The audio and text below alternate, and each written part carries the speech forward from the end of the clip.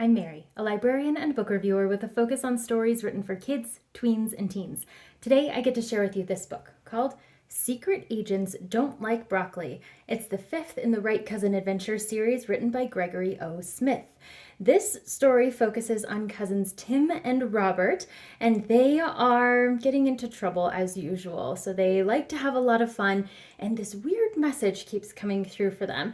But they think that it's one of their friends kind of showing off and telling them what to do, and they don't really take it seriously. But it turns out that Tim has won a contest for poetry, and it's a national contest, and he and his family get to fly to Washington, D.C. so he can deliver his poem in person. Now, he never thought that his poetry was good enough for this, but he and his family get on the airplane anyway and fly to Washington, D.C.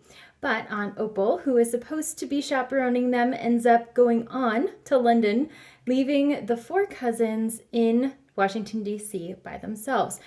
Now, they end up getting into some scrapes, their luggage gets lost, and they decide that they're going to follow these clues even though they think that they're phony. But it turns out that they're not phony, and Tim and Robert have more to do with national security than they ever thought.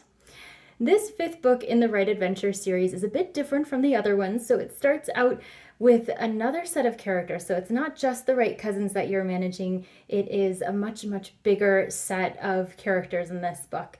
And it goes back and forth between the Right cousins and these larger characters. I won't give away too much about who they are, but as you go through the book, you find some interjections of those characters within the plot.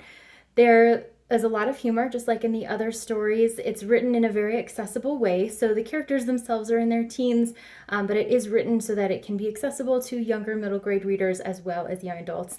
And if you've read other books in this series, you'll appreciate similar characters who are kind of coming into the mix, seeing the characters that you know grow and become stronger and more independent. And also watching the series itself grow into something that is a bit bigger than the first four installments.